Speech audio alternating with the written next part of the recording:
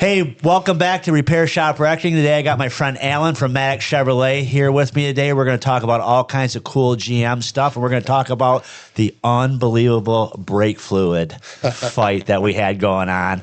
Alan, does racing and everything like that, and a lot of high performance stuff. He's a Corvette expert, probably one of the most knowledgeable Corvette guys I know. Not that I know a lot of them, but let's get started. So the first topic I want to talk about that's irritating the living shit out of me, we've been looking for a Yukon Denali Ultimate with a 3-liter Duramax in it. We cannot find one. Every time we find one, it's special order. Yeah.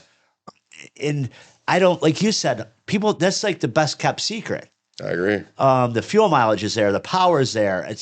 They run great, and it's not a 6.2. Because let's face it, right now, there's a lot of uncertainty about the 6.2s because of, them blowing up. Not all of them. Some of them are affected by, the manufacturer, not the manufacturer, the supplier problem. Yep, supplier. My wife's car, or Yukon, was one of them. The thing that kind of pisses me off is you pay $100,000 for this car, and now you can't sell it for $45,000. So there's a couple things that are involved there. The one nice thing GM did, they issued the recall. Did you guys get the warranty too? The extended warranty? They put an engine in it, a radiator. I will say one thing, being a mechanic, they did a good job. They put the radiator in it. They did all the stuff that we would do if we replaced it in our shop.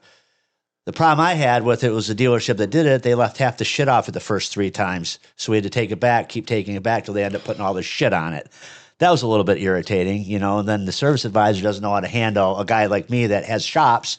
And then he has the balls to say to me, well, I can't believe you guys keep lifting this thing up in the air and looking at stuff. Well, you're talking about an industry-wide thing now. I mean, let's face it, 30 years ago, whether it was service or sales, it was completely different. I started working in dealerships, I want to say in 97. 2 weeks after I got my license, I was working in a dealership. But the salespeople were different. They knew things. The service people, completely different. They were careers. They were something they were invested in. And I think and you know how margins have gone as things have gotten compressed, these jobs have become a lot more transient. And frankly, for what I do, I try to bring back some of the old school. I grew up in this stuff, and you're trying to bring that back to the customers. Why I spend so much time in service with my guys is because there's disconnects like that, and it leaves a bad taste in people's mouth, and I don't blame them. I mean, this isn't a $20,000 car. I mean, I've got a Suburban with a 3-liter in it. Dude, these window stickers are $100,000, and it just doesn't seem like throughout the industry, we've made our measures because we deal a lot with Corvette and higher end stuff. We've taken a lot of measures, but a lot of places, dude, they're filling seats. It's frustrating. Yeah, and it's like I got this Yukon now, and it's like, okay, it's got 45,000 miles on it, had the engine replaced and stuff like that. And I have another truck with a 3-liter in it, so I was like, well, I'll just go ahead and switch over and get the Yukon, one package, Yukon 3-liter. Mm-hmm. I could do everything with it, but as a consumer, how frustrating is this to me that the manufacturer or the dealerships don't have the knowledge, like you just basically said, to go, hey, let's go ahead and think outside the box. Yeah. We're salesmen. People have a bad taste about the 6.2. Let's order a bunch of 3-liter trucks or Yukons or whatever and start educating people on them, and they'll start to realize the fuel economy is better and everything else. And then all of a sudden that problem's kind of solved, but they're not doing that because they don't know.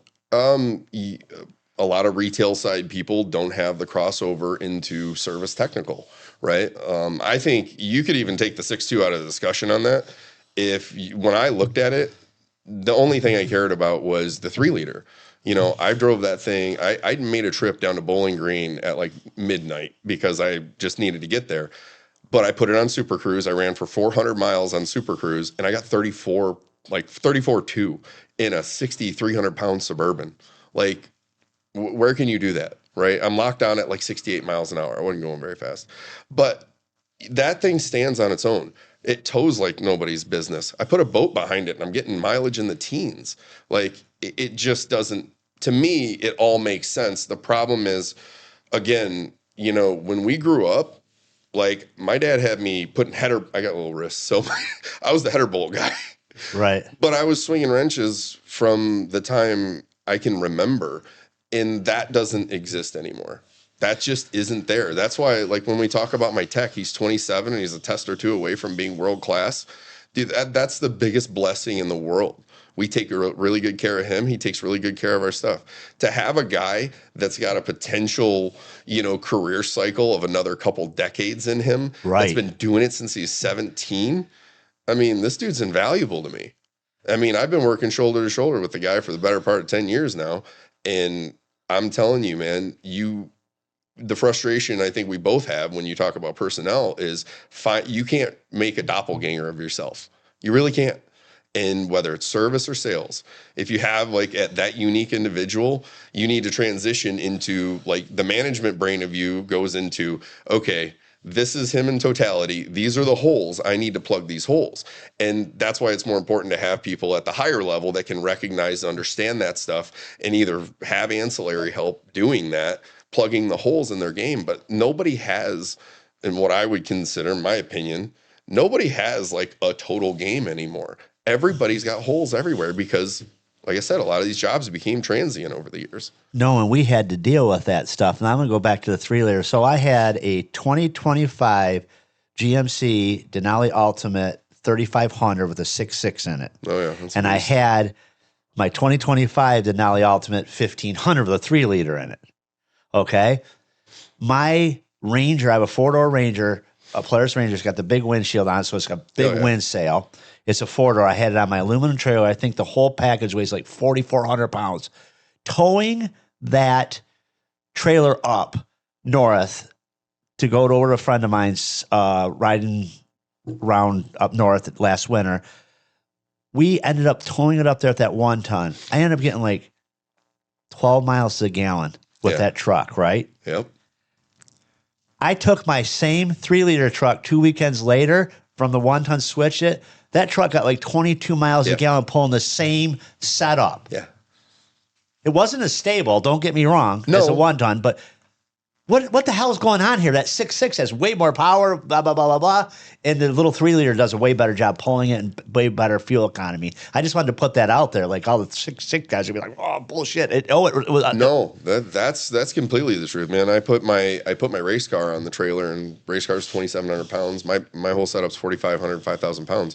As long as I'm not doing 90, dude, I'm getting close to 20 in the thing. Now, there's trade-offs. Like the 3-liter, I will tell you, when you put a load on the 3-liter, it's going to go through some def. You better be topped off on your way. But again, man, like we can talk about anything, EVs, gas, all that stuff. I go to the gas pump with my Suburban with a 28-gallon tank, and if I'm on a road trip, this thing's telling me I got over 700 miles of range. I don't have the bladder to run that. Like it is one of the best vehicles I've ever owned, and it really frustrates me that nobody else sees it. The 10-speed bolted to it is dynamite. Like that's been one of the best vehicles I've ever owned. Yeah, I think this is my 5th one now. I have 3-liter. It's just been great. No, the earlier one I had, it burned oil between oil changes, which was that's normal. Blowing 3 quarts between oil. No. I haven't seen too many of them. Yeah, that one burned oil. It was the LM whatever it was. But anyway, yeah. So how we ended up meeting, I want to get into that story so we can get into the Corvette stuff and the racing and all that stuff, is I came in and I bought my Grand Sport from you. Yeah. One of my favorite cars still. C7 Grand Sport is still a home run car. That car still sounded badass when it shifted and everything. So good. And then, I came back and I think I ended up coming back to get the cold air box, and you had that ZL1 there. Yeah. The Camaro SS ZL1 package, so I ended up buying that. That was a monster. Them great cars. But that C7, the only problem I had was the brakes, remember? Yep. And I ended up talking to a guy at the GM Proving Grounds that was on that, and he said there was the Bembo machining and stuff on them lateral run out and everything on them rotors and stuff like that. And I run into that a time or two. I mean, we used to surface some of those. We would do replacements more than anything because you know how it is, man. I mean, brakes are a heat sink. Yeah. The less material you have there, the faster the heat gets to them, the faster the metal's going to warp and get the run out that. Yeah, let's talk about that. Let's segue into the brake fluid stuff. We had talked about that. Remember, we had talked about that before the podcast started about what's going on with everybody was arguing about brake fluid. So from your perspective as a high performance guy, that you boil brake fluid, I'm sure of it. I've done it a time or Right. So let's 12. talk about changing brake fluid. What's your thoughts on brake fluid? I mean, it's probably one of the single most important components to your car. If I'm going on the racetrack, and just like I tell my technician, and I've had him on the track with me, I'm like, dude, you're working on 750 horsepower cars, soon to be 1,000 horsepower cars.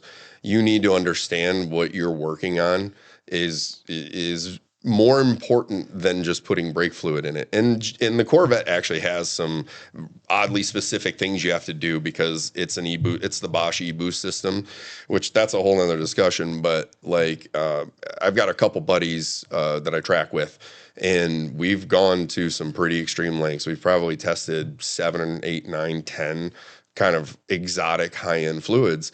And a lot of people get stuck on labels. They're like, oh, this is the dry boiling point and this is all that. I'm like, look, dude, these things, they absorb moisture, right? And what happens when water gets in the system? Okay, well, you're hauling ass down a straightaway at $140. You're putting a lot of energy into these brakes. It transfers to the fluid. So I'm super adamant. We don't charge a ton for it either. We're one of the more reasonable ones around, but we stock for the C8 Corvettes specifically. We stock Castrol SRF. SRF I think has a 534 degree wet boiling point. And with the new cars with the e-boost, the pedal fluid doesn't like the compressibility of the fluid doesn't transfer to the pedal feel like it used to because it's electronically boosted. So more of that's controlled electronically. So really and truly, when you're dealing with brake fluid, that at that point we want bomb-proof fluid in it. When you get back to cars that were a standard hydraulic system, C7 Corvette, Camaro ZL1, SS1 Elite, all that. Then we actually we looked at some of the characteristics of the fluid, compressibility. That's something nobody talks about, but the fluid is elastic in itself. So as this heats up, when you're on the track, what is the most nerve-wracking thing that could happen to you at 150 miles an hour? Your brake pedal goes soft. Well, that could be the fluid compressing and and coming back and expanding, but it feels spongy. And I'm going to tell you something, man. I've had a couple incidents. There is nothing, and I mean nothing, worse than being like wide open in fourth gear in just about any car doing 3 digits, and all of a sudden your foot goes to the floor or it goes down and comes back up. You're like, oh, whoa, hold on. It's like the equivalent of like having a flat tire when you're doing a turn at 100 miles an hour. All of a sudden you get all these bad feels, and again, why I beat into our heads about it. It's like, look, dude, confidence goes a long way on track. If I am confident in how the car is feeling, I'm going to be safer because you don't want that confidence to waver at any point. If I feel comfortable, the car is super consistent, it's driving good, we got the alignment dialed in, I don't have to worry about the car getting loose, or I don't have to worry about it, understeering going in. Like, I get a really good neutral balance. My confidence is through the roof and I'm going to be a safer driver. Now, any of those things come in and all of a sudden it's handling weird or it's braking weird. Now you're distracted. Now there's other people on track you're not paying attention to. Like, these are compound problems. So to me, brake fluid, I mean, aside from making sure your fluids are maintained on your drivetrain, because obviously you don't want a car to blow up on you, but that's the single most important component, on that car. Like, that braking system, that's your lifeline. So is that system sealed, non-sealed? Because that was a big argument. How does it pull moisture in? How does it get, Well, I mean, as things heat cycle, right? I mean, you introduce a lot of heat into a system. I mean, fluids change. Yes. I mean, I don't care how well it's sealed. Let's be honest here, dude. I mean, we do all the right things. We vacuum it. We put a vacuum on it. We make sure everything's done the absolute right way. It's hygroscopic. It absorbs water. It absorbs moisture. It's what it does. So I'm not part of those discussions, but right now, even if I was wrong on all of that, I would tell you it's worth $500 for me to go swap out to the good fluid. It's like, why wouldn't I? If someone's like, oh, it'll be fine, just let it roll. Dude, I did that once. And I will never make that mistake again. I was about 3 months overdue, and I'm like, I'm gonna just take it easy. I took it easy until I got down the straightaway. Right. And there was an instructor with me, and I said, Jerry, this thing ain't going to stop. Hold on. I got to blow the chicane and hope to God we can stop. And sure enough, I missed turn one, had to drive, pumping the brakes, downshifting like a maniac. I'd rather not do that. So, Yeah. I mean, an ounce of prevention is worth a pound of cure. So that kind of leads me into my next thing. Like when you sit there and talk about the way GM tests their cars for tracking, okay, a lot of these cars are race-ready cars, right? That's what they say, right? Very little work needs to be done to make that car. So what about the other manufacturers? Like you got, okay, I know I've heard stories out on the Silver Lake Sand Dunes where Ford's out there with a Ford Raptor where they're saying that's like the ultimate off-road vehicle, right? Yeah. That was with the big shocks and everything and all that stuff. And they're over there writing license plate numbers down and getting VIN numbers and stuff off people and voiding their warranties. You hear about Mitsubishi having GPSs on their cars. You go to the racetrack, warranty void. So I would have to say that GM probably really has to test the living shit out of these cars in all different, facets to make sure they're going to be good to go to the track if they're saying track ready, right? Well, not only is it, the car is track capable. There's an appendix in the manual that is literally the track preparation guide. It's going to tell you put better brake fluid in it, right? So Really? Yeah, weird, right? Yeah. It tells you specifically because there are some trade-offs. When we go to higher performance fluid, they absorb more moisture, so it has a shorter change interval. What we put in the cars is made for daily driving. That's not made for track specific duty. I'm not saying if you go there once, it's gonna. But if you're going on a track, change the brake fluid. If there's one thing you do to that car, change the brake fluid. Period.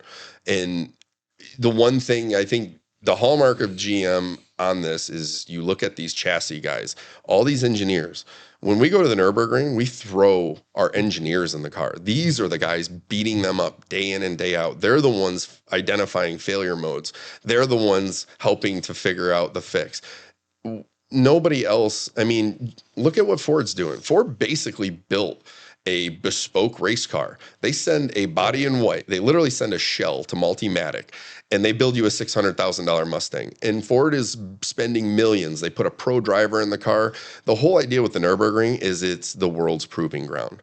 And it's treacherous. Hundreds of turns in 12 miles, straightaways going 150, 160, like constantly. It's testing every aspect of that car. Suspension because of all the elevation, braking, engine, everything. So, they started doing that about 27 years ago. And that was kind of when when the Cadillac V Series came out, they started going over there and testing. And it was because it's the world's proving ground. If you're going to have a world-class car, it needs to be able to handle the Nürburgring. The Nürburgring is an outlier of everything. You go to a racetrack, one of my favorite tracks is down in Kentucky. It's 3.2 miles, 23 turns. 23 turns is a lot. There's very little breaks here.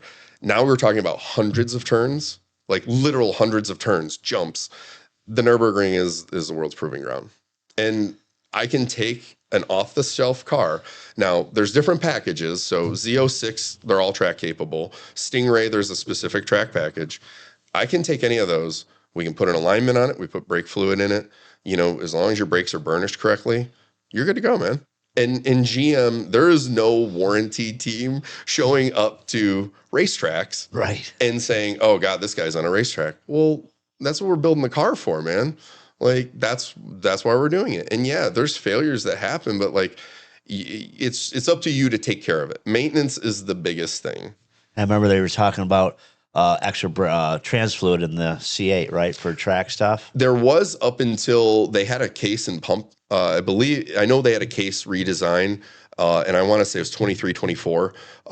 Those now don't require the extra overfill. So for the first couple of years, if you had a Stingray, yes, you had to add, I think you had to add another couple liters of fluid in it. That was a 21, and they said that. Yep. But that's kind of interesting that, so were them transmissions holding up? Because I know the dual clutch transmissions, they were a problem at first, right? You go to read in any of these forums online. Oh my God. Don't get me started on You can trolls. freaking read anything you want. It's kind of like going on a WebMD. Okay, I have these symptoms. Do I have cancer? Well, fucking absolutely, you have cancer. What are the Right? Yeah. symptoms? Okay. Or you have a cold. Yeah, exactly. So, were them transmissions as bad as they say they were? Oh man. So one of the things I really enjoyed watching your stuff is you call the people out for what they are. And there's been a few videos I've done where I've thrown that out there and I'm like, one guy commented and said, we get 6 to 8 transmissions in a week.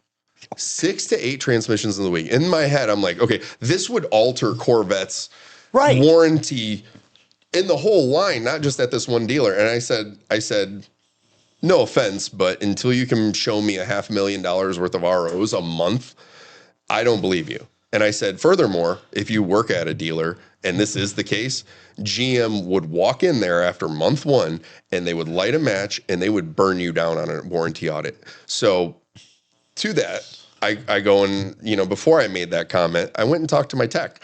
I'm like, all right, Ryan, this guy, we sent him out to Pahrump in 2019, I believe. It was either 2019 or early 2020. So he was one of the very first techs that were even, certified with the new C8s.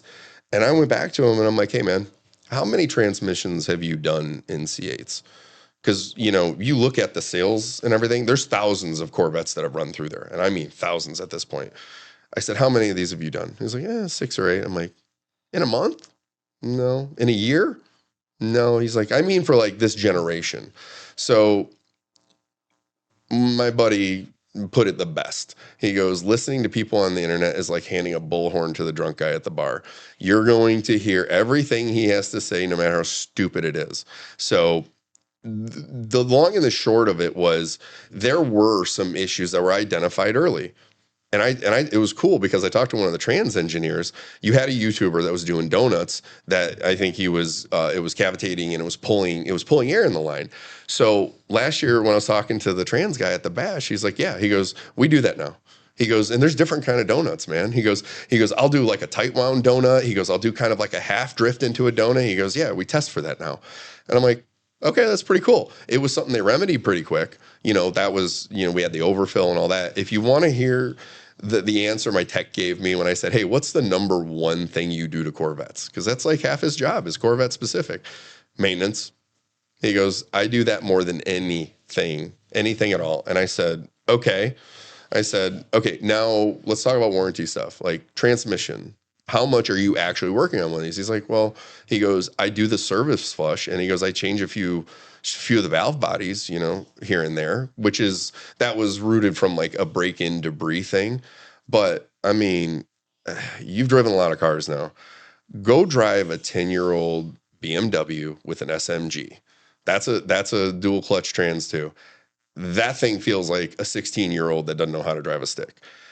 To be able to integrate that technology, because like we were talking, the best analogy in the world, my buddy told me earlier, he's like, yeah, man, he goes, you got somebody that comes from a C6 or a C7, with a 6 or an 8-speed automatic, and you put him into a car with a DCT, it's like going from shooting a revolver to shooting a staccato, and they don't even know it. The Stingray and E-Ray are easily the car I can throw the keys to. And if you don't even know that it has a DCT, you can drive it all day long. You never know the difference. It's one of the best driving vehicles. But again, people are missing out big on like doing the maintenance because you don't have dealers that know about this stuff. I mean, there was literally like 3 or 4 7-page docs I had to condense into a maintenance schedule on that car because it's different than anything we've ever done on a Chevrolet. So yeah, man, it's like that was out there, and everybody that ever has a transmission failure will be found on a forum, a Facebook page, or somewhere else they can voice their opinion. I wish I could just have somebody in our service department with a mic talking to 90% of our customers that are coming in. It's like, yeah, I'm not saying the car is bomb-proof or bulletproof, but for a car that goes through that much of a beating, because the car is made to be beat on, they're standing up as good as anything I think you could look at in the market. You compare it to Porsche, you know what Porsche maintenance looks like. I mean, and you better not miss it. You blink an eye, you're in trouble. I will tell you. So Lincoln, when he was a brand new detail, decided to wash my C8, wash the decon, the rims and everything, and the rotors, then parked it in the garage. Oh. And I was on vacation. He surprised me. When I got back, the calipers had stuck. Yep. Well, pleasantly surprised. I'm like, okay, I called GM, just bought 4 new rotors. Holy shit, they were cheap. They were like reasonably cheap. Yeah. Like $80. Yeah. My cost for GM rotors. Yeah. I was like, that's impressive because anybody knows that they track their car, you're going to be killing rotors and brakes. Oh, dude, consumables. So you're not. You want the C7s were like what, $1,250 a rotor, $1,300 a rotor. Well, or something? and if you got into like the CCM ceramics, I mean, you were spending $6 or $7 grand. Even the iron ones, like on ZL1, C7 Grand Sport, even those iron ones were pretty. Yeah, they're pretty spendy.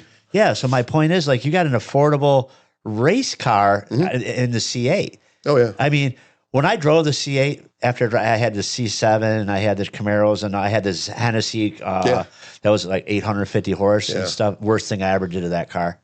Probably made it pretty hard to drive. Didn't It was just ridiculous to drive. It was so freaking. It was. You punch it, it would start hitting traction control at 80 miles an hour. That car, dude, you're segueing into something I deal with constantly. It's dangerous. It's just, especially if you don't know what you're doing. I am not a professional driver. Everybody likes to think they know how to drive until you get on a track in Las Vegas and you go up to pros and you're like, holy shit, I'm terrible at driving. And I'm not afraid to admit it. And as you get older, my reaction time is way worse than it ever was. Hey, look, man, you're just like almost everybody else because, and I'm going to tell you, I do a lot of coaching when someone wants to build a car. I'm like, all right, what are you really doing? Oh, I want to go to the racetrack.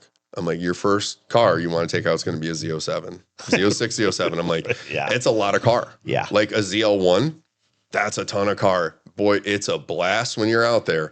But after doing it for 15 years, I was very comfortable with it. You got to kind of talk sensibly to some people, but there's people that I'm not going to tell people how to spend their money. I'm just going to try to help them along the path. If you want to throw a $150,000 car around the track, I can help you. Just understand there's some nuances to it. Just like our drivetrains, man. You know the differences in all these different drivetrains where it's like not many people love the sound of a Z06. They don't necessarily understand how it's all achieved.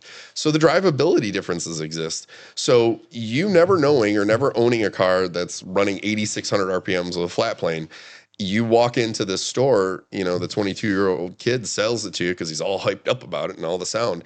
And you're coming from a Stingray and you go into that and all of a sudden you're like, whoa, this thing feels weird. You call up, say, hey, man, I think the transmission's, there's something wrong. And they're like, oh, I don't know, bring it in for service. I preface all of my people coming out of a Stingray into a Z06, the car makes power in a much different range. Yes, totally. A push rod V8, you whisper on the start button and you got 300 pounds of torque.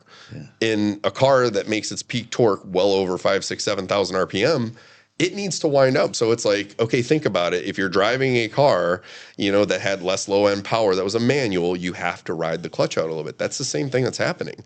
It's completely normal. But if I tell people that, they're like, oh, you were absolutely right. Didn't even bother me though. Well, yeah. And I would agree with that. And the thing that people, you could always tell, there's two things I want to talk about. Number one, these people that buy these fast cars, they don't have the attention span. And I've been on the track, dude, where like your mind drifts for a second. You're going out over the hill and killing people. Like, I've caught myself a couple of times, like start thinking like you have to be present 100% of the time when you're driving these cars. Like you look away and you're crashing. It's insane. No, you have no room for that lapse. And one thing I kind of got out of some of the tracking, I had an occurrence where I was in my ZL1 1LE. There was two like 1,000 horsepower ZR1s on track, and they would yank my headlights out on a straightaway, and I would drive under them on the third corner, and they were there. And I'm like, dude, it's getting dangerous because these guys have enough power to do whatever the hell they want,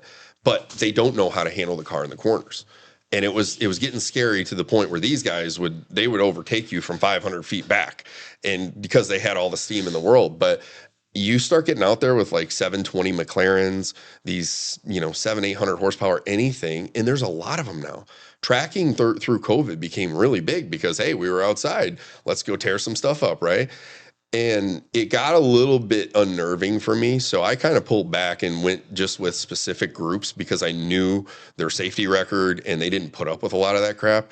I mean, you had some cowboy days that were scary as hell because you'd have a 720 ripping down one side. You'd have a ZR1 coming out around the other. I'm driving a car with 700 horsepower and I'm getting freight train like I'm going backwards. And I'm like, okay. And then they would brake 350 feet too early and you damn near hit them because they got more brake than you do. So yeah, yeah.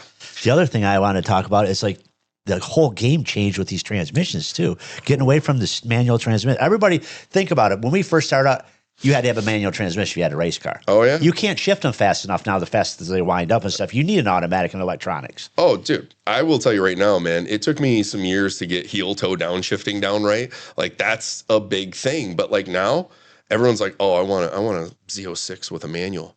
I'm like, go put the thing in manual mode, right? And tell me how many times you bang the limiter on accident because you didn't realize it revved that fast. Yeah. Now think about having to punch a clutch, pull a gear, and not wreck the car.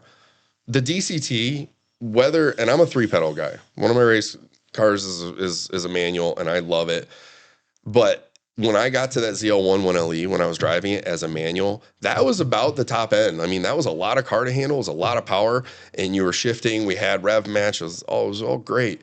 But now we have 1,000 horsepower cars. You're telling me you want a manual in a car that makes 800 pound-feet of torque at 3,000 RPMs. The torque curve in a ZR1 goes like this. Boop. And it's there for 5,000 RPM. And I'm like, all right, let's think kind of pragmatically. I know this isn't a pragmatic purchase, but like, let's keep you from, possibly a life-changing event. Well, I had a guy that bought a side-by-side from me, and his buddy came with him, and he's seen my C8. He's like, oh, yeah, you got a C8? Yeah. I'm like, yeah. He's like, yeah, I ordered a C06. I'm like, cool. I said, do you track? Do you do anything? No. But I'll tell you what, I'm going to get that car going as fast as I can when I get it. I go, you're the kind of person that kills people. Yep. I go, you don't even know what you're talking about, what you're doing. We got no big argument in my barn. I'm like, you can't just buy a car like that, not know what you're doing, and freaking get on a straightaway. Yeah. Like, they have no idea. Like, it's crazy. So my point is, you get more people with money from social media and all these things. They come in and they buy a car like that. They don't even know how to drive it. It's a fucking missile. And they don't get it. It's crazy that we live in a world where a out-of-the-box Chevy, you can get in, punch it, and accidentally do 200 miles an hour. That is what a ZR1 is. I'm sorry. That car is so ungodly fast.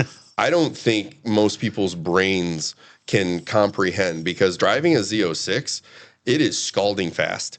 And I look down and it's like, oh, we're doing 165 on a 1 mile straightaway on a racetrack. It's like, oh God, man. Now throwing another 300 horsepower at it.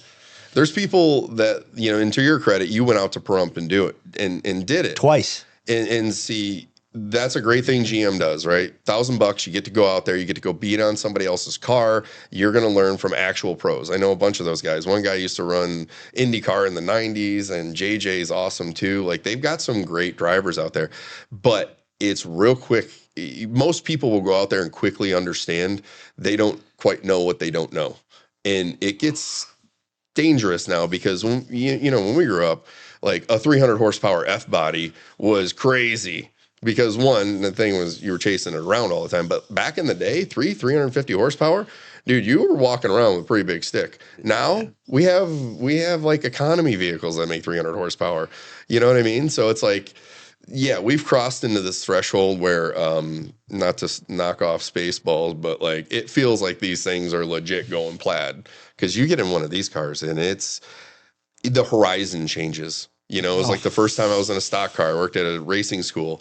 The first time you go around like turn 4 at Michigan International Speedway, doing 170 miles an hour, wide open, the horizon changes. You're not used to that lateral load.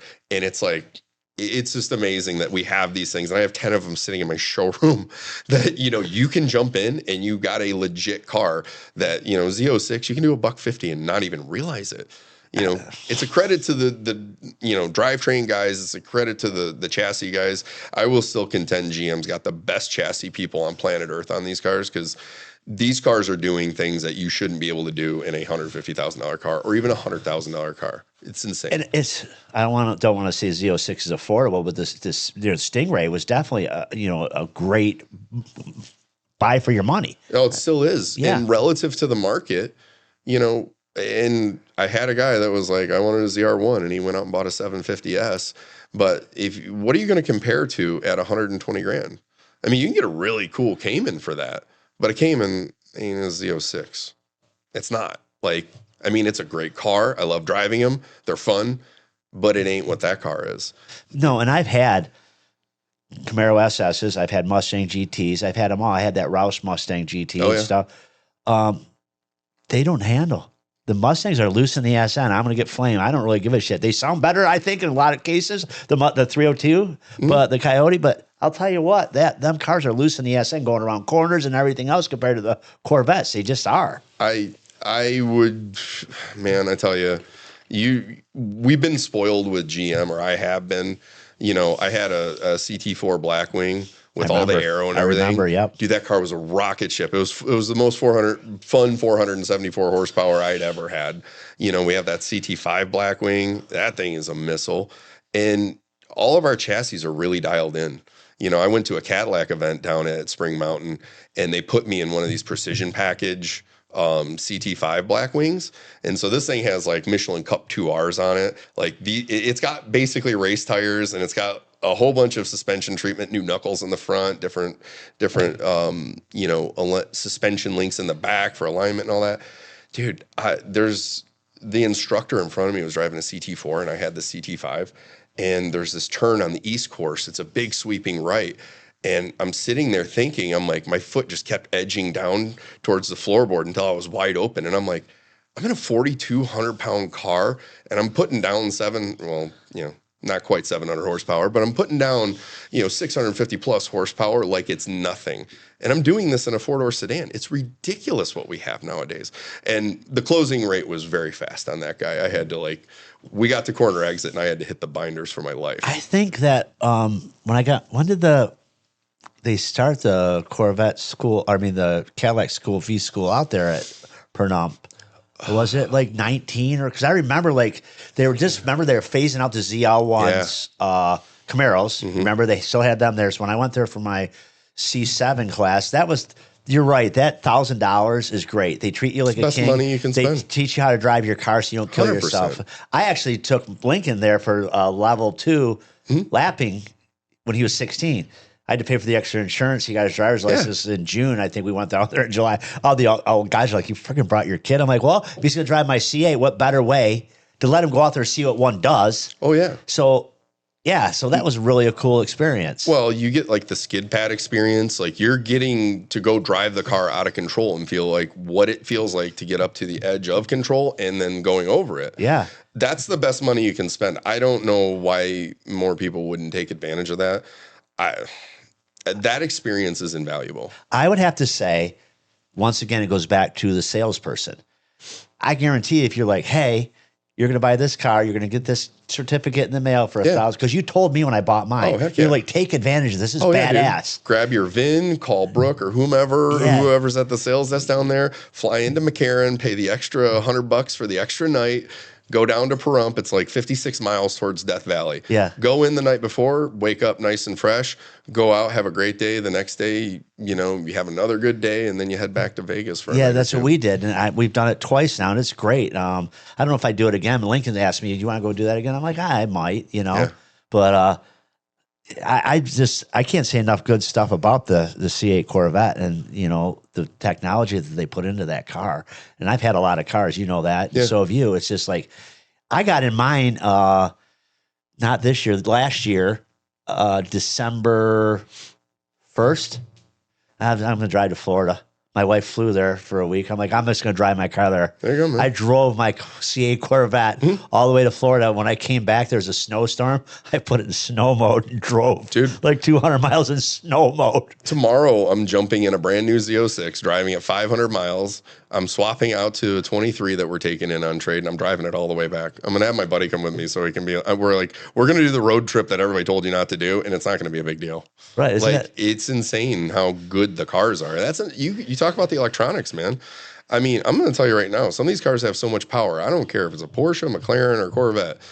Don't take some of these off. Like, they're there to save you. Like, not just kind of save your lap time. They're there to keep you from going backwards into a wall. Like, there's a reason we're putting big power out there, but we're going through and developing. GM is doing all the performance traction management. Like, and that's why you go to Spring Mountain. You figure all this stuff out. You know, you get out there and it's like, okay, now you're comfortable. You can't replace that experience with a pep talk. You know what I mean? agree with you totally on that. You know, experience is like everything else, man. I'll take experience over book work any day of the week. And there's little things they teach you out there, like how to get in and out of the car. Oh yeah. And people don't even take that into consideration. There's so many pieces of that car that, you know, there's 3,200 Chevrolet dealerships in the country now, right? We sell 25 to 40,000 Corvettes a year. That's annual for GM. Probably be more than that even, depending on the model lineup. But, you know, you dig down into that. How many guys at these dealerships have even been out to Spring Mountain to know what you have to look forward to?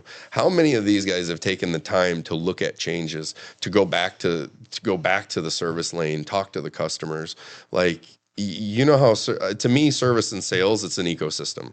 You know, my biggest advantage is if I have somebody locally working with me, and I've had people drive 3 hours to work with my tech, you know, I keep them close. I know that car is well maintained. They don't have to do the Porsche oopsie where you missed a service. That just cost you 30 grand on your resale. We keep them close and we keep that system moving, and it's better for everybody. Customer experience is better. You know, it's good for service, obviously, but we're doing what's best for everybody. Now I have a good used car I can sell them when the guy comes in to order his Z06. Like, when you go buy a car, you know, there's a story that goes behind it. And okay, the story could be, yeah, we went to Mannheim and bought it. Okay, what about the guy that owned it? You know, so it's, you know, the value of customers, man, and it's before, after, during, and on to the next one. And having a good salesman is part of the puzzle too, because if you're having a hard time with service, you can a lot of time go up to your salesman and go, "Hey, Alan, I got a problem. I did it with you." Mm-hmm. I mean, back in the day, they put the wrong tire on my car. Well, yeah, we have a bunch of different tire combinations now. I mean, yeah, I work with him pretty religiously now. Like, when I see a car roll through, I'm going over and looking at the hoist. 9 times out of 10, he's doing an oil change. He's doing one of the trans canister filters, or he's doing the flush after 2 years. You know, but we have a real good open line of communication. Things happen. Yeah, absolutely. Mistakes happen, man. You know, the way things go these days. You know how it is with parts suppliers. You could order the right thing, they can send you the wrong thing, and you know how it goes, man. Yeah, you see my last podcast, Christmas special. We started out the thing about talking about one thing all of us screwed up at the table. Dude, why not? But you know what? It's not that happened. It's how you handled it. You know, the people are like, "Oh, it's not. Come on, just say yes, do it, and let's move on with our day." Yeah, well, yeah. Well, the people on the internet don't screw up anything. Oh my God! Just ask them. I think I need to go find a bridge to live under so I can be like all the other trolls and just be perfect. I will tell you, the one that's been pissing me off to no end is we talked to a lot of these dealer techs around that are on flat rate and what's costing them time and money. And one of them is, not all dealerships, but some of the dealerships still expect these technicians that are flat rate to walk over to the parts counter, have them look up the parts and write down the parts numbers, and take them to the service advisor. There's guys that cannot believe that they're still happening. They're like, that doesn't happen. The kid that works for me that started Monday said, yeah, we had to freaking go look up our parts in the parts department, write the part numbers down, and take them over to the freaking service advisor. Oh, dude. To do the estimate. So that shit does still happen. Oh, it does. You know, but that goes to the customer experience too, man. It's going to take more time. People are waiting longer. Your waiters really are waiting.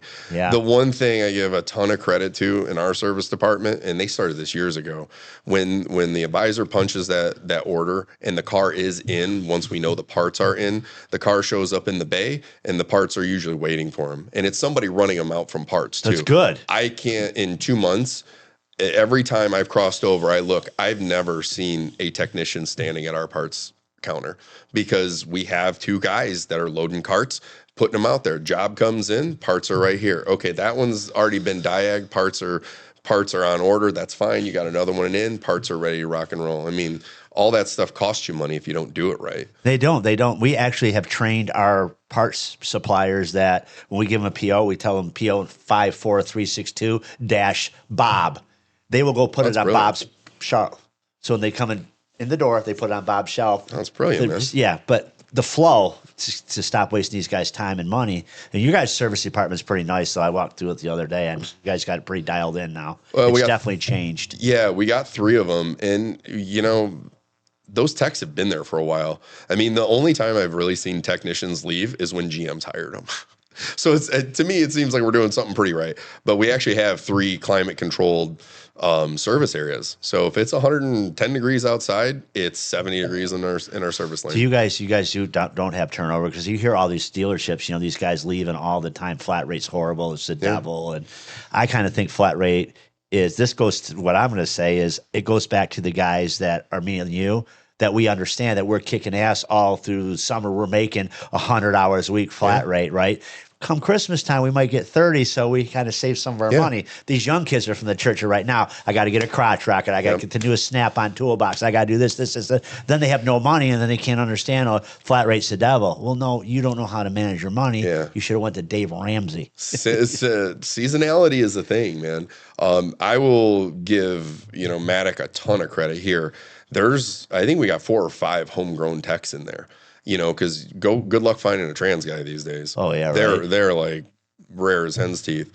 There's 4 or 5 guys that started out in their teens as apprentices that have moved their way up, and some of them are doing more drivability, some of them are doing lighter, heavier. We got guys doing transmission, but just like Ryan, the guy that works on all of our Corvettes, dude started on a lube rack when he was like 16 or 17. He was an ESOP student. So we've actually been very proactive in doing that, working with ESOP and bringing people in and bringing them through, and that culture sticks with them.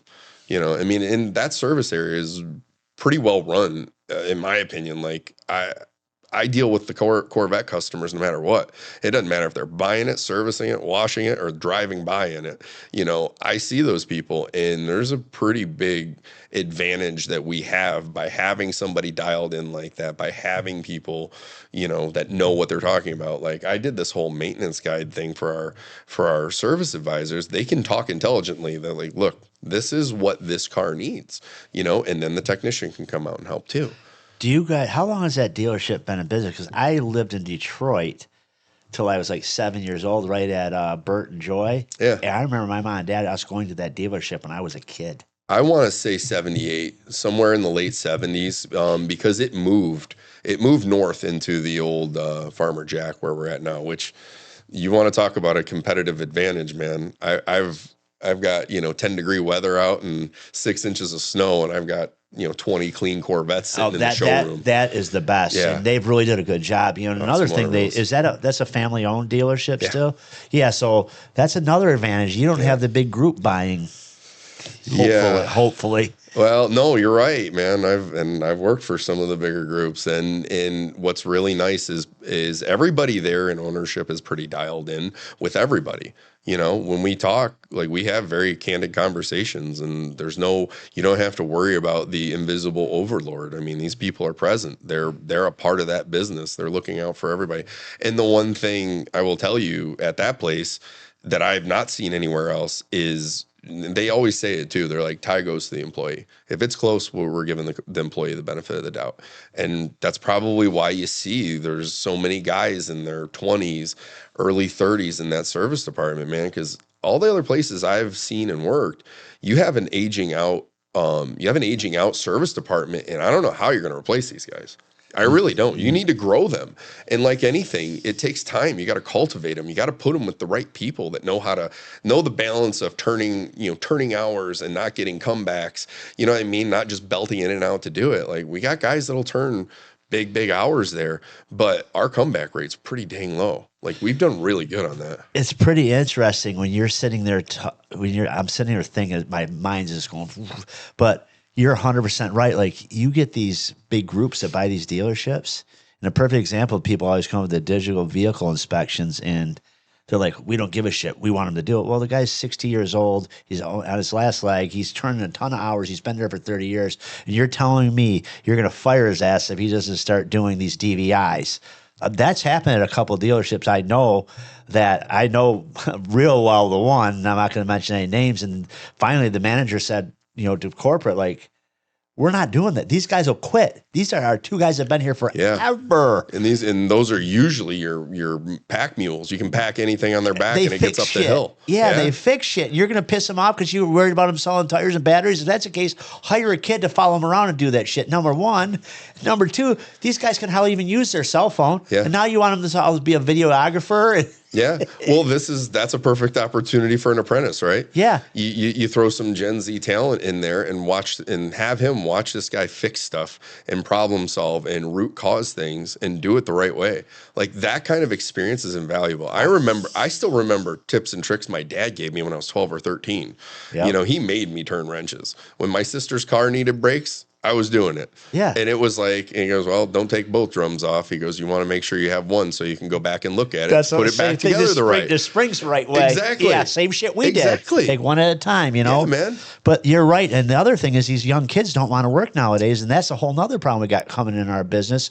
And then we got people online saying flat rate's the devil, flat rate. And they beat these kids into these kids' heads that you're going to have to, the latest thing they're saying is a 30, 30, and 30.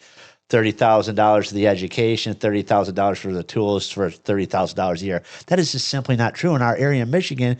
These technicians make a hell of a lot more than 30 grand. I just hired a kid for 45 an hour flat rate. Wow. No, I mean, but look, you know this being in all these industries, you show me one industry that has one silver bullet that works for everybody. They don't exist. It's a fairy tale, man. Right. So, like, I know people get caught up about who gets paid what and how. Dude, different things work for different people. But like when you talk about flat rate and stuff like that, we do have an older tech. This guy's worked on transmissions in my cars, my friends' cars, my customers' cars. Dude, he's a wealth of knowledge. He's got an apprentice. That's what you do with those guys. Like you can't let that bloodline of knowledge go. So we've been uniquely good at cultivating younger talent, pairing it with people that have, practical experience. I think that's like the only way to do it. Well, I don't know if you heard on my podcast, I talked about a guy that used to own a company called NLB Corporation. My wife worked there for 30 years. He told me years ago, he said, if you have a guy getting ready to retire in the next 10 years, put somebody with them day in, day out. He said, even if you have to invest in them. Yeah. He said, when that day that guy walks out, your guy that's been following him around for 10 years is going to know exactly what to do. Yep. Well, these corporations now, they don't give a fuck. No. They care about the numbers. Well, I'm not going to hire another guy and pay him hourly. I'm just going to, that guy leaves, we'll hire somebody else. You've been around enough dealerships to know that these big corporations come in and are like, Ellen, you don't like it. There's the door. Well, wait a second. That's our Corvette guy. But we'll hire another Corvette guy. Well, maybe a Corvette guy that doesn't know as much. It's just, it's a mess. Connections, resources. Yeah. Like, think about all the things that you've done wrong, that you know not to do wrong. The right answer ain't always the answer. Sometimes knowing the wrong answers helps you get a lot closer to the end. And that's and that goes with ordering cars, fixing cars, building cars. All that stuff plays. I don't get it because I see a lot of these dealers and their service lanes are dangerously close to aging out. And it's like, dude, you're jumping out without a backup chute. Hell, some of these, I see these guys so old, they're jumping out without a primary chute. I'm like, what are you doing? Yeah, and now they're talking. Scary. Yeah, they're talking about these big groups are buying these dealerships, and the minute they buy them, the price of them doubles when they put them in their portfolio. Yeah. And they're doing a 3 to 5 year roll up, sucking every piece of profit margin out of that place, and they're going to sell it to a bigger group that's going to put it with it. Well, where are we going to end up? Dude, this is the curse of private equity, right, man? Yeah. PE gets involved, and you are really at the mercy of a balance sheet. They don't care about anything that's not a number in black and freaking white. Like it's like we're completely getting rid of the long-term vision. I agree. We're living for right now, and it's like, great. If my house explodes in 2 weeks because someone did the gas line wrong, I don't really care about today. You gotta build something towards a future, insulate yourself. And it's hard finding hands-on people because I'm part of it. I worked on cars my whole life, man. I was handing my dad wrenches under a C3 when I was God knows how old, probably way too young. But anyways, those people aren't grown organically. And those people in my generation, I was always told you need to work on computers. You need to know how to program computers. You need Yep. to know how to do that. Well, guess what? The computers are programming themselves now. Where do we go from here? And now what do we have? We have a problem with getting electricians. We have any skilled labor whatsoever. When my dad retired from GM, he was the only guy that worked on the specific machine he did, and he did it for years. But they bulldozed the place. Is that what you're doing? Like, is that your end game? Like, you got to figure out what you can do to insulate yourself, and you need to grow people from within. Oh, you yeah. really do, man. And AI, people didn't even take this into consideration. AI has freaking upped the ante. More plumbers needed, more electricians needed. Oh, yeah. So now, Data centers? Yes, so now these data centers are coming along. How are you going to get your house wired, fix your house, or even build a new house from wiring when they can say, hey, the data center will hire you for 3 times more than scale? Yep. And that's the new gold rush right now, because I was just in North Dakota where they're building them. Think about that. They are building them, one in North Dakota. The town I went to had 1,000 people. They said it quadrupled overnight. All of a sudden, there's 2 bars, 3 bars, 4 bars. Yeah. You know, boom, boom, boom. Everybody, houses, everybody. And there's skilled labor. They're pulling them from everywhere and pulling them in here. So they're pulling them from all these states. So, Well, if you were 25 and you could go grab a $200,000 a year job, run your fifth wheel out there, park it on a spot, live pretty cheap, I don't blame them. But how ironic is it that the computer age has now segued us into needing more actual labor and skilled labor? yeah, it's insane. But again, when you get these companies, just like you're talking about, rolling up portfolios, dude, they look at the near term, right? They look at right now, and they have a backup. They have a plan to get out of it. Do you have a plan? I mean, if you're not private equity with billions of dollars, what are you doing? Right. You know, and that's why where I work now, I mean, it's family oriented, and there's a long-term vision to putting the work into our showroom, putting, you know, money into technicians and apprentices. Like, all that stuff makes so much sense. But why is it that nobody sees this? I don't know. That's the number one thing is, I mean, if you watch my stuff, the theme that goes through everything is the flat rate tech is getting screwed over and over and over again. Like it. Now, the older guys, they're like, I love flat rate. I would not ever want to work. Oh yeah, they know how to do it in half book time. But how many of the manufacturers are responsible for some of the exodus? You know, you hear Farley, we have so many techs. I'm like, how many warranty audits did you do last year to cut time out of stuff? You have a system that rewards somebody for knowing their shit, and then your prize to them is to cut 20% of the book time out because they figured out a better way than you did. This will be a great clip, won't it? Why would you do that? Why would you do that? You've literally backfired the system put in place to make that man more efficient and better than other people. And now you're short-circuiting the whole thing, and you're going to go cry about it? And he lies and said there's no back order on parts. I got a Transit out there right now. I can't get a door surround for. They're saying it's 4 to 6 weeks. Yeah. So this bus is smashed. I can't even fix it because I can't get a door surround. That is not my favorite term. No ETA available. Yeah, and then here, think about this. You know, the guy comes in, he writes it up, he diagnoses it and everything, and then he has to sit there and wait for the parts and get paid. Yeah. The paradigm has changed, and that's why some of these guys that are so valuable that know how to work that system, they're worth every penny. Yeah. I mean, fixed operations in a dealership, fixed operations is a real big deal. It's huge. You know, we always call service parts and, you know, sales is variable, but you know, your service is your backbone of your dealership. And even like with me dealing with Corvettes, the fact that I have my tech that I can call on a Saturday and be like, hey bro, I got a guy that's having this issue. Can you help me? Give me some guidance. At least let me know how to get him to safety or something, whatever it takes. Doesn't happen often, but I know I can call him if something like that occurred. Well, not to mention, service isn't going anywhere. Cars will always break and always need work. Sales possibly could go away after a while. You know, it could be replaced with an app like Tesla did, right? Look, I mean, and there's a lot of debate around that. Like, I recognize this, but you need to be able to differentiate yourself. Like, there are conveniences built in. And the one thing I will say about our dealership, again, is like, we have a very fast process.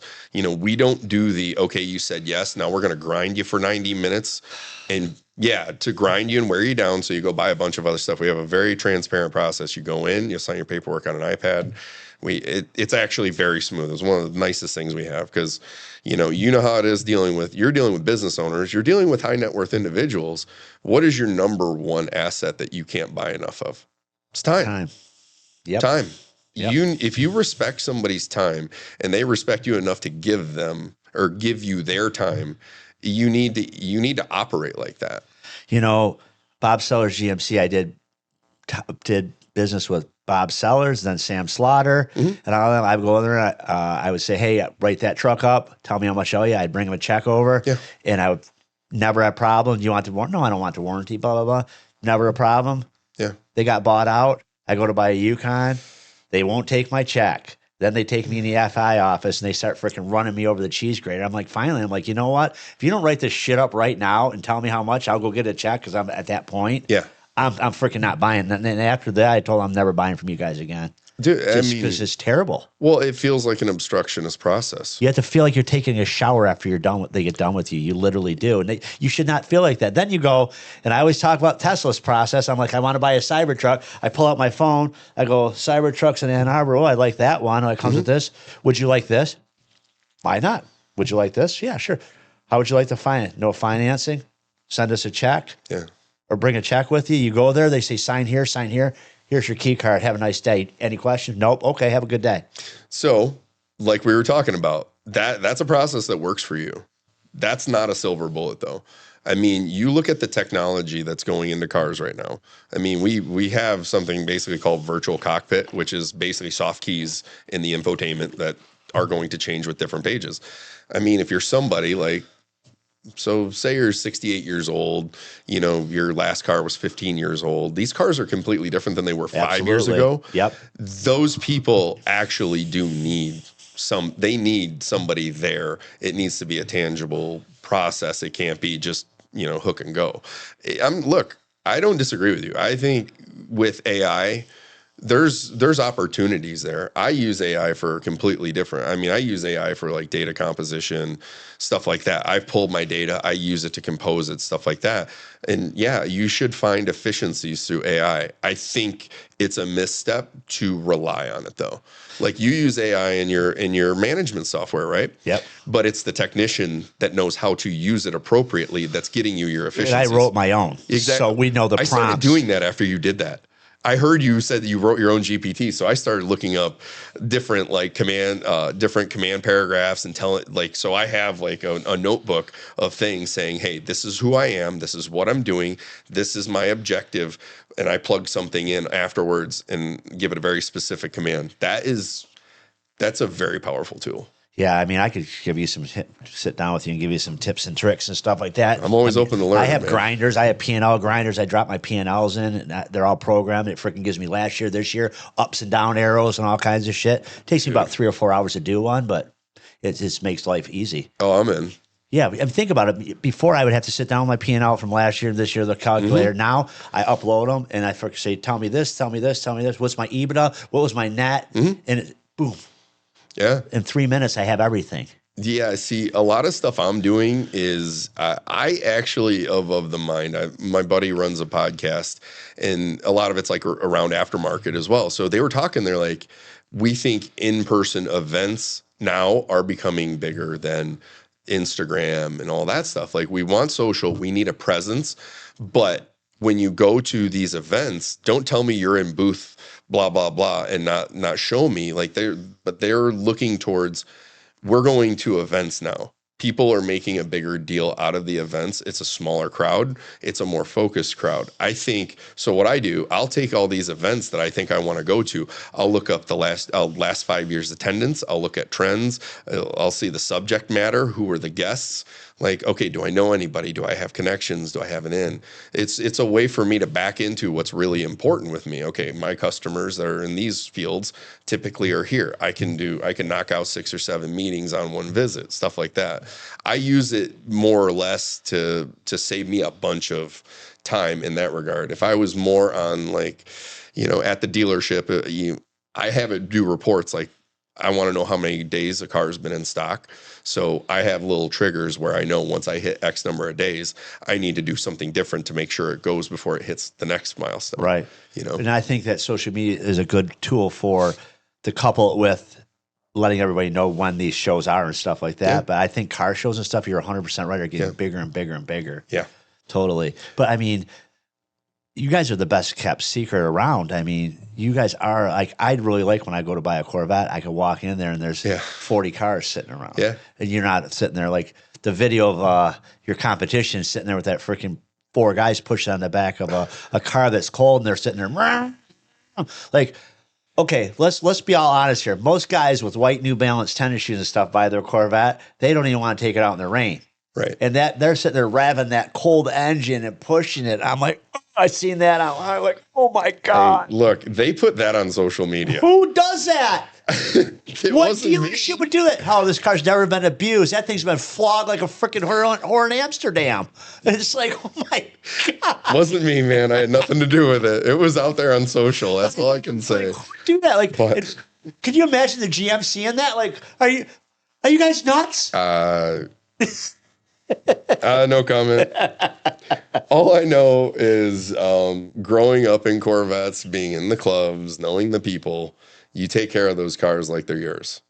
Because I look at it in, it used to be the first brand new Corvette I ever sold was almost 21 years ago now. It was like a $56,000 magnetic red coupe that was loaded to the gills. That was the most expensive Corvette that store had ever seen. Now I look at it, it's different, man. Like, I have cars on my floor that are 160 grand, multiples of them.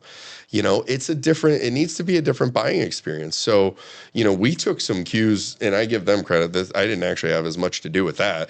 They took and furnished our wall. So I have different color calipers I can look at. The body shop paints new models every year. So whenever there's a new color, we have it on our wall that we can show in different lights. All 3 seats.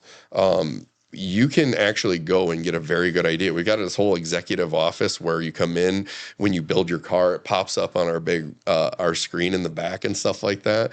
Like, it needs to be like that. It really does. I mean, our landscape, like, the whole idea with me doing social media was to get my name out there more. I'm kind of like you, man. I'm like an old school blue collar guy. Like, I'm very raw when it comes to this stuff. And I just say it the way it is. I'm not dancing around anything, but it's just like when you look at a job, you know what the hell you're talking about. So you can talk confidently and competently. Dude, I can't go many places these days and talk to anybody that I feel is talking to me confidently and competently. Isn't it crazy? It's nuts. disturbing. It's disturbing. So we put, I don't know, probably $40,000 into our showroom just so you have the opportunity to make it like a destination, man. I've had people fly in from Louisiana, come in, build a car, or an event we'd have people up. And it's more of a, like, you can test all the seats. The seats are very different. The competition seat ain't for everybody. Right. I love it. It's my favorite. But again, we had the internet people that know everything beyond everybody else that said, oh, these are terrible. The competition seats for me, it's like the most comfortable seat in the world. I got long legs. It's got these thigh bolsters underneath that support my legs. Like, that means something to me. It's more than whatever screen name put in there says, oh, they're terrible. They're the worst thing ever. And it's like, bro, like, you're not me. Like, don't be that way. Yeah, well, and I would say I agree with having the way you guys set that up, because I just said this on my podcast 2 podcasts ago, that if you have to buy something from Amazon, or you can go to Best Buy and touch it, where are you going to go? Our generations, we're going to Best Buy to touch it, look at it. That's what I did when I bought my computer. The same thing with your store. Okay, I like going to your store and I look at it and say, okay, I can put that caliper cover on, or do this or do that, and actually touch it, look at it, go, Alan, what? And you actually can give me an answer. Okay, I will tell you, the one place Tesla sucks is communication. When you want to get a hold of them for some reason. Now, for the service, they have an app. You ask the service, and the service advisors answer you. But as far as like getting a hold, I ordered parts from them for a couple of wrecks we had out here. You go online and you get the diagram, you look it all up. It's all, you got to get in the support portal, and they'll get back. So you guys having that at your dealership where you can actually go in there and ask questions to somebody like you, that's invaluable. Yeah. Okay. And I will tell you, I bought my Corvette at Les Stamford and my salesman was okay. But these guys, when I started asking questions, they didn't know. Like, I tell you one thing that we didn't touch on that I would tell anybody, they say, what do you like about your C8? I like everything, but I especially like the front end lift. You cannot buy a C8, in my opinion, without a front end lift. Yeah. They shouldn't even make them without front end lifts. Look, I've got thoughts on that too, man. Like it depends. Like I go through use case. I'm pretty pragmatic, but I also tell people you're buying a car you want. Figure out what you want first. Most people don't know though. Well, and that's it. And it's like, okay, do you want to spend X number of dollars? Do you want to have X certain options? You know, to me, front end lift, like if you're getting a Z06, no brainer, especially if you got carbon anywhere, it's a complete no brainer. If somebody's like, I want to spend 75 grand and I want to maximize it, and I'll look at it and be like, okay, so we're spending, you'd actually have to spend about 85 now. So if we're close and the tiebreaker was a $3,000 or $4,000 option like that, I'd be like, okay, look, where do you need it? Like, do we need to go over this in depth? I love it. But again, most people don't know how it operates. They really don't. Like, I get people like, they're like, oh, well, my road's bumpy. I'm like, how fast are you driving? Well, it's like 40 miles an hour. I'm like, it doesn't work over 25 miles an hour. So it's like, you have to explain how these things work. And there's a ton of nuances. Most people don't even realize you can save like a thousand plus GPS locations. I love that. You know, there's people that look at me and they're like, oh, I don't need performance data recorder and all this. I'm like, how many of your buddies go on those Tail of the Dragon cruises and they throw the SD card in and hit record? It's not just to be on a racetrack. Like, there's other practical uses for these things. Day-to-day driving, you can set it so it loops. So it's a dash cam. Yeah. 100%, man. Yeah. Especially in a Corvette. You got a torch red Corvette and someone says, oh, this guy was driving like a jerk. I'm like, yeah, well, I got all the data here that proves that you're an idiot. But hey, you know. A Cybertruck, people use it for people flipping us off when we put it in the Cybertruck. Look at this guy flipping me off. He doesn't like Elon. Because he's got like 40 cameras around it, so people come by, you can go watch him do the finger all the way by. It's funny, man, because EVs were not something I thought I would ever get into. That's two of us. But you know what? There's a use case for it. You know, we've got a Chevy Equinox because I put 60 miles a day on, but I plug it in at my house, man. It's like, it's a great daily driver. Now, am I going to road trip it?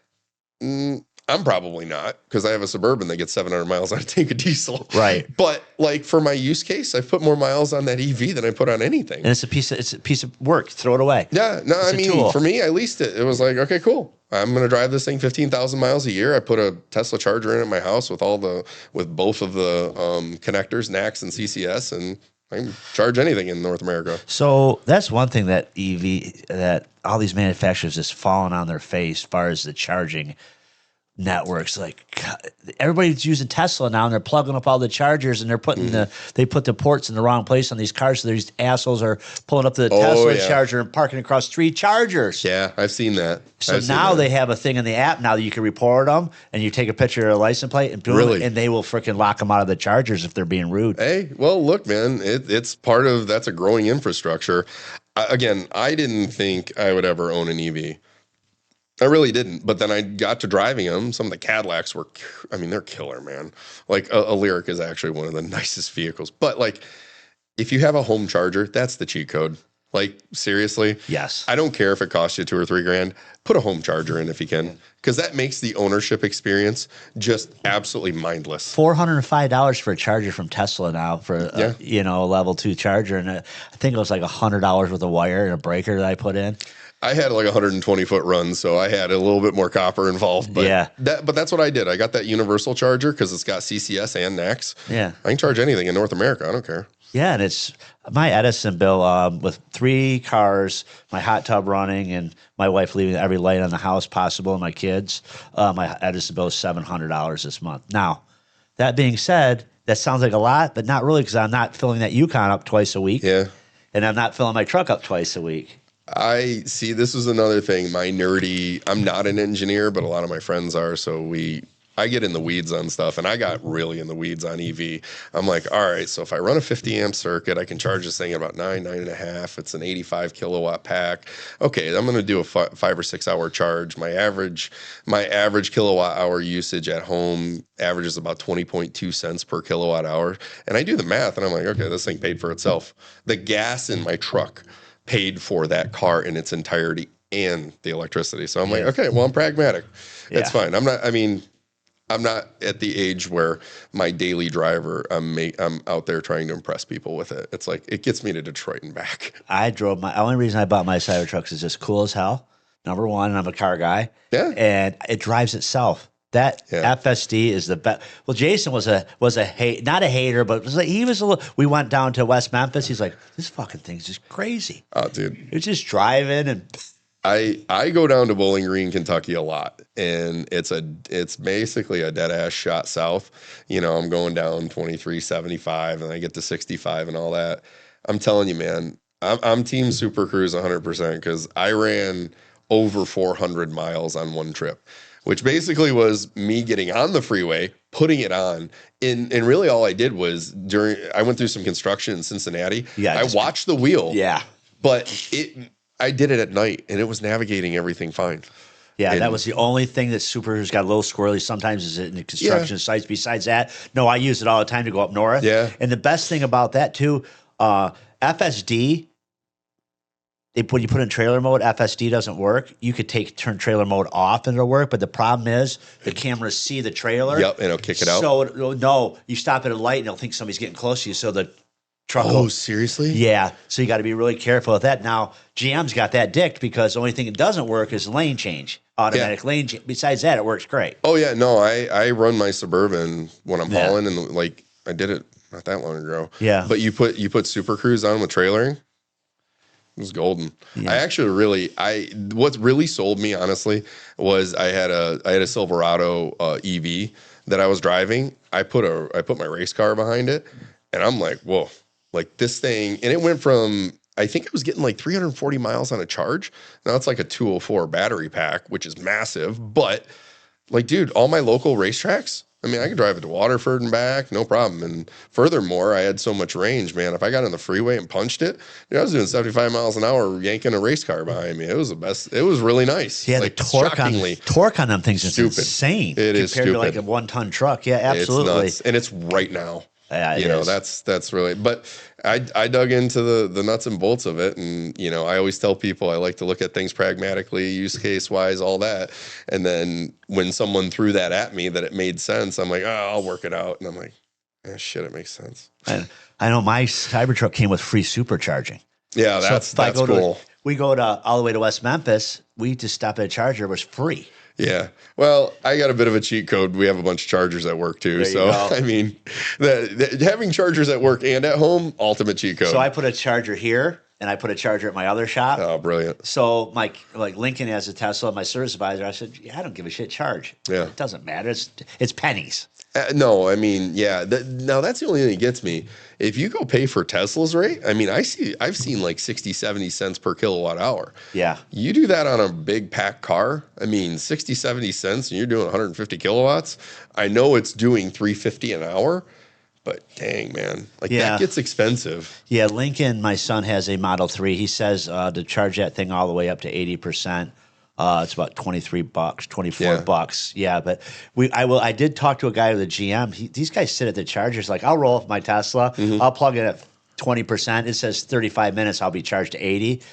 And these guys, I'm like, so what's up? You're here and I'm leaving. It's like, man, I got another hour. I'm like, holy shit. So some of them, I think the technology is not quite there as far as the battery technology yet for the other ones. Charging is fast. I don't know. There is a couple different I know on the GM vehicles, like I had an IQ for a while, a Cadillac IQ.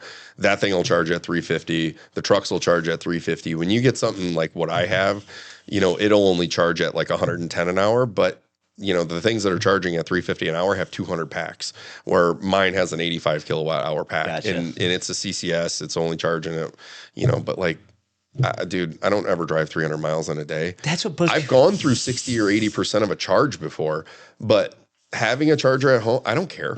Like, dude, I'll drive the thing at 90. It's kind of a funky smell when you're driving 100 mile an hour in one of them and you hit like the the regen brake and then the friction brakes. Not that I would ever do anything like that, but I've heard. Not. Yeah. But isn't it amazing that this, we'll kind of end it with this because I know you got to go, but isn't it crazy? But before you have an EV, then you get one, you think about it. Okay, so then you pull the trigger. Then the first week or two, you got battery anxiety. You're like looking at it like it's your cell phone. Yeah. Now you roll up with 10%, and you're like, who gives a shit? No, I'm completely with you. Like, this is another thing. You get the trolls online. It's like, again, there's no silver bullet, man. Like, and here's my thing. When we get into an enthusiast car, like I've been in plaids before, they're mind bending. Yeah. They're mind bending, but it's very robotic and disconnected. When I get into a Z06 and I hit 3 gears, wide ass open at 8,600 RPMs, that changes your outlook on things. There is nothing better than all those explosions. And when that thing bangs gears, shit, man. It's like the C7. Remember when they used to ping?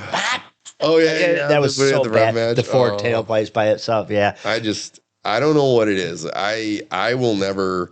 The one thing I will always do is I'll look at what is my end goal here, right? Is this a pragmatic purchase or is this emotional purchase?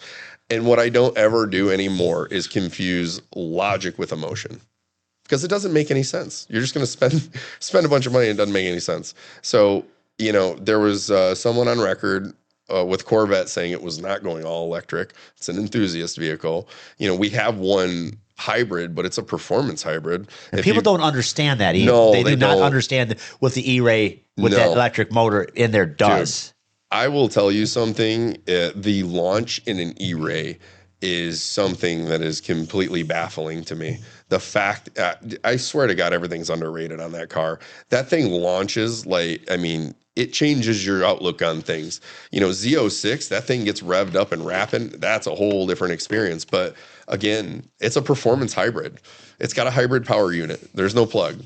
The only source of energy is either gas or the energy you're using to stop the car. But go drive one. That car, dude, with all-wheel drive, that car lets you drive it dirty and it's fun. Like, you can drive that car. Dude, I will tell you that is the most fun car in the world to drive like a jackass, because it is so good. It's so good at keeping the car right where you need it. Like, I feel like you could drive that car sideways for days. Like, you can just hold it. And it's like the moment you think you're in a little too deep, you just tip in a little bit harder and the front end straightens the car right out. Really? Dude, that car is a gas to drive. One thing is, I think their marketing needs help. In my opinion, from a consumer, I look at this stuff. I think, honestly, I can't tell you one car manufacturer I think that has badass marketing. The only one that sticks in my mind, there's two of them. Them shooting the Cybertruck and throwing shit at it. I thought that was just fun. Yeah. And the other one was when they're showing that airplane coming, and with the red C8 Corvette, how it came down, and then it came down and came out on the stage. Yeah. That was awesome. Yeah, I was actually there for that. That was badass. I was I think there was only 2 retail side guys. There was me and one other guy, Mike Furman, that were at that reveal. That was badass. Dude, there was YouTubers that were crying in their car taking a video because they didn't get an invite.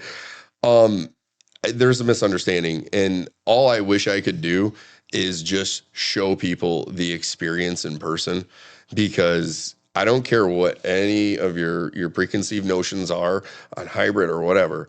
You jump in an E-Ray, and I'm probably biased because one of my, a few of my buddies work on it. That car is ungodly fast. Like, you can embarrass people at stoplights.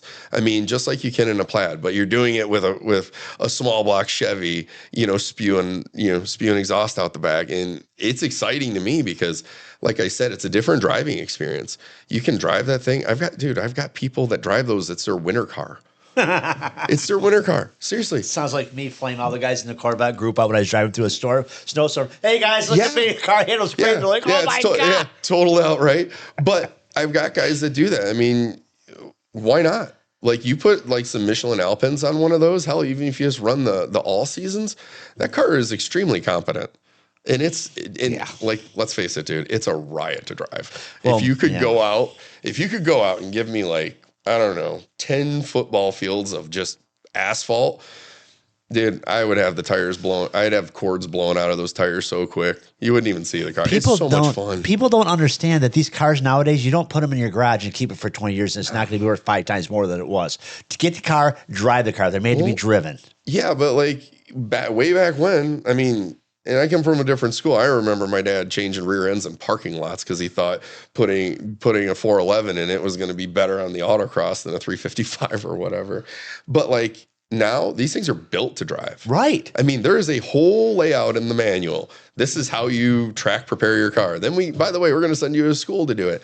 I would tell you right now, if you look at markets and how they go, whether it's a new side, used side, there's opportunities everywhere. You know, if you're questioning yourself, you can find a $60,000 Corvette right now. It's a couple years old. It's a great car. Dude, drive it. Drive it. The best thing about the car is the fact that you can use it for dang near anything. I mean, you're not hauling plywood with it. We know that, right? Like a troll's going to be like, oh, you can't put it 4x6. No, shut up. I can't even drive my truck from here to Farmington Hills if you listen to the trolls. There's not the infrastructure to drive my EV. They literally say, well, you have an EV. My brother, who's in the business, is like, yeah, well, he's like, mom and dad. My mom and dad thought about getting one because they don't drive a lot. He's like, there's no infrastructure and you can't speed in that car. It doesn't let you speed. I'm like, what? I said, I just got back from West Memphis, Arkansas. Did we have any problem charging at all? No. Tesla tells you. No. No. Yeah. Okay. Back to Super Cruise. You want a really cool experience? Go drive a CT5 Blackwing with Super Cruise because that car knows how much torque it has and it makes the lane changes really fun. That's how they had Mad Max that came out in Tesla. It's freaking dude. I drove one to Indianapolis like one year, and it was the first time I drove Super Cruise, and it was a 10-speed car, of course. This thing's grabbing like 2 gears, getting by. Like I was like, damn. Like this thing, it had a mind of its own, and its mind was to get by. I mean, obviously, I had it set at like 75, and I get behind somebody doing 68. That thing was 2 gears down, and we were gone. Isn't it crazy? It was awesome. The LiDAR and the radar and these things, and now with the AI and the cameras and stuff like that, that's one thing I think that Tesla's got everybody dicked. Like you talk about Waymo, they got to be in a certain area to be in that network. With the AI and the cameras, Tesla's going anywhere. Yeah, well, Waymo had a nice little occurrence last week with that power outage. Oh, that's what they said. Everybody stopped. Yeah, they stopped. Yeah. And then they ran out of juice. They didn't know where to go. Yeah. So there's Waymos everywhere. Yeah, and they said that Tesla robotaxi went right on through it. It just runs over people still. Pedestrian hazard, but hey, we got where most people got where they were going. Yeah, but they're saying that they're going to quadruple. They're building now them in 3 pieces and putting them together at the end of the line, the robo-taxis. Man, oh man. I'll tell you what, the more I hear about this, the more I want to go buy like 100 acres down south, put up a barn dominium with a couple gun lockers, 3 or 4 toys in there, and just tune the rest of the world out. It's getting crazy because, I mean, guys like, I can almost see that some of these people would want to just have a car come and pick them up and take them to work. Yeah. Now they are saying that when the robotaxi thing is fully launched, my truck will be able to go to work and I can send my truck out to. I remember him saying that it was basically you were going to commission your truck out. You're like a pimp. Yeah, well, she's out turning tricks for you, dude. Then she comes back all with 3% battery. You made $13 a day, Mr. Brown. Got bags under her eyes. It's not the crossover I thought was going to happen. Well, Alan, I know you got to get going. Well, thanks for being on. I think you're going to be a regular on this show. There's a lot of great information here, and thanks for coming on. Yeah, thanks for having me, man. I'm enjoying it. All right.